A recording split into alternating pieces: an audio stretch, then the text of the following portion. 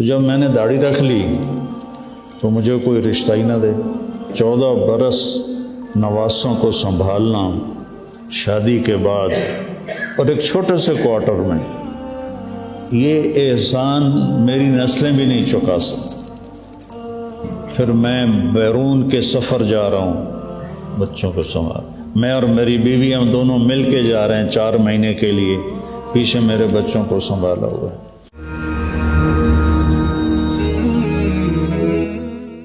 مبشر مدثر کی جو والدہ ہیں کہتے ہیں جو لوگوں کا شکر ادا نہیں کرتا وہ اللہ کا بھی شکر ادا نہیں کر سکتا۔ من لم یشکر الناس لم یشکر اللہ۔ اگر تم لوگوں کا احسان نہیں مانتے اور ان کا شکر ادا نہیں کرتے ہو تو تم اللہ کے شکر گزار بھی کبھی نہیں بن سکتے۔ اللہ کی بندی کو جنت الفردوس عطا فرمائے۔ انہوں نے میری شادی کی، میرا ماحول دیہاتی ذمہ دارا، اور میں جب 4 مہینے لگا کے گھر گیا تو چھوٹے بچے بھاگ کے مجھے ملنے آئے تو مجھے دیکھ کے سارے واپس دوڑ گئے کہ بھوت آ گیا، میری داڑھی پہ بھوت آ گیا۔ یہ ماحول تھا ہمارا۔ تو جب میں نے داڑھی رکھ لی تو مجھے کوئی رشتہ ہی نہ دے، اپنے کہ تو مولوی بن گیا اسی طرح ہی رشتہ دے۔ تو مبشر کی امی نے اپنی بیٹی مجھے دی، اور میری زندگی اس وقت کانٹوں کی سیج تھی، میں کانٹوں پہ چل رہا تھا۔ انہوں نے اپنی بیٹی کانٹوں پہ چلا دی میرے ساتھ۔ اس قدر میری مشقت اور مجاہدے کی زندگی تھی کہ اب میں سوچتا بھی ہوں تو حیران ہوتا ہوں کہ اللہ نے کیسے گزروا دی۔ ان کی ساری فیملی نے ان کی مخالفت کی،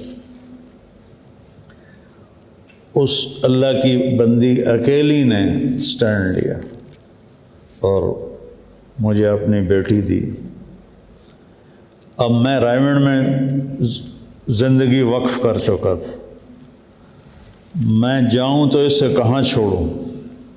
گاؤں لے جاتا ہوں تو ماحول کوئی نہیں، زبان ایک نہیں ہے، کلچر ایک نہیں ہے، ساری چیزوں کے باوجود تنہائی اور تہذیب کا فرق وہ جان لیوا ہوتا ہے، اور یہاں اس کو الگ رکھوں تو پھر اس کی کفالت کون کرے؟ میں تو رائے گنج میں ہوں، 2 مہینے کے بعد بھی چھٹی مانگتے تھے تو ڈانٹ پڑتی تھی کہ اتنی جلدی جانا چاہتے ہو۔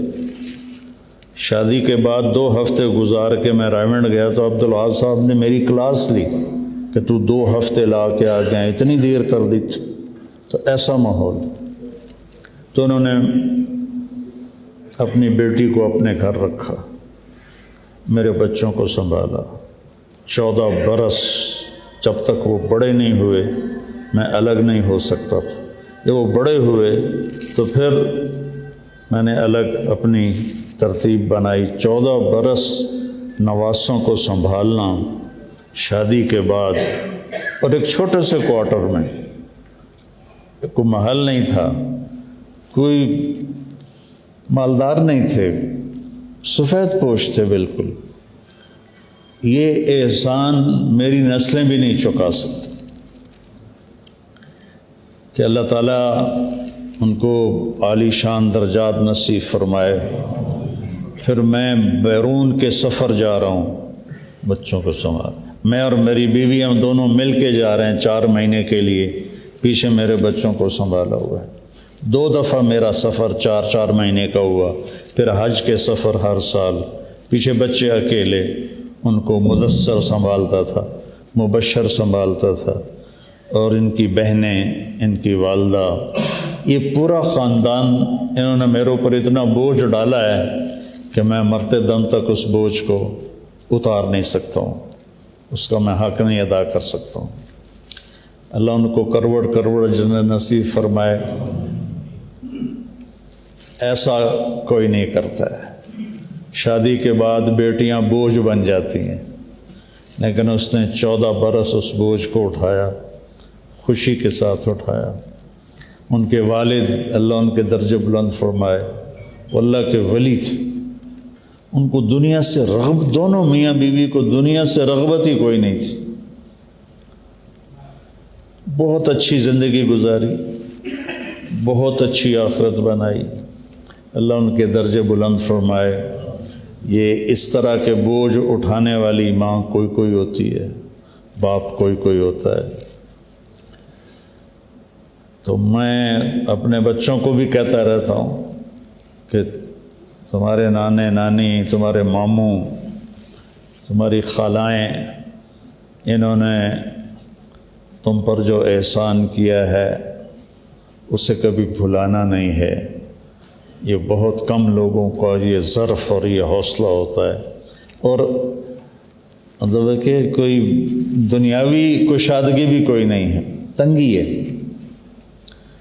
تو اللہ ان کو کروڑ در جنت نصیب فرمائے۔ میں جو دنیا میں پھرنے کے حوصلے میرے اندر آئے تو ان کی وجہ سے، اگر میرے بچے سنبھالے نہ جاتے تو میں تو سفر نہیں کر سکتا تھا۔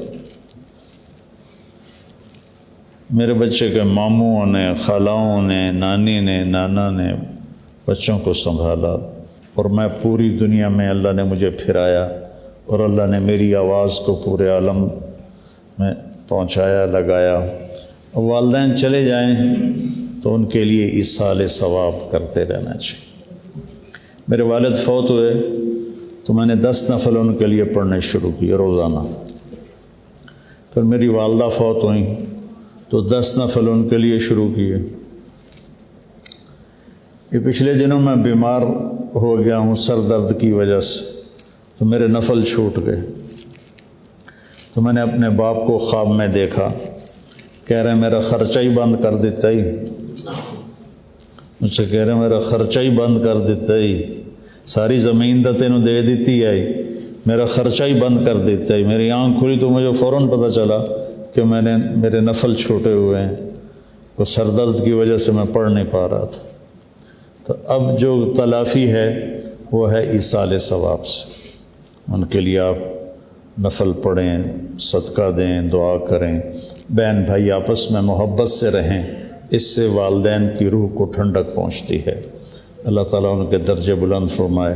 اللہم لک الحمد کما انت اہلہ، فصلی علی محمد کما انت اہلہ، وفعل بنا ما انت اہلہ، انک اہل التقوی و اہل المغفرہ۔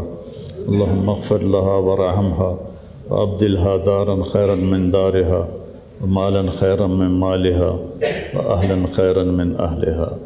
یا اللہ تو مبشر اور مدثر کو دنیا آخرت کی عالی شان درجات نصیب فرما، ان کی قبر کو روشن فرما، دونوں میاں بیوی کو اعلیٰ علیین میں جگہ نصیب فرما، جنت الفردوس ان کا مقام بنا۔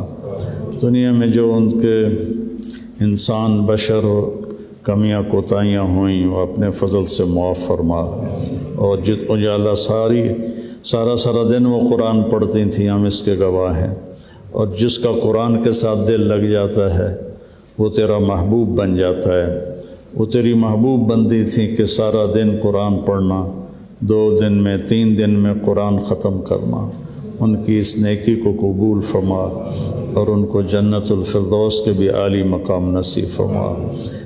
ہم میں سے جتنوں کے والدین تیرے پاس آ گئے ہیں سب کی بخشش فرما، ہمارے رشتہ داروں کی بخشش فرما، اور جتنا ہم یہ مجمع بیٹھا ہے جب ہمارے دنیا سے جانے کا وقت آئے تو ہمیں بھی ایمان پہ خاتمہ نصیب فرما۔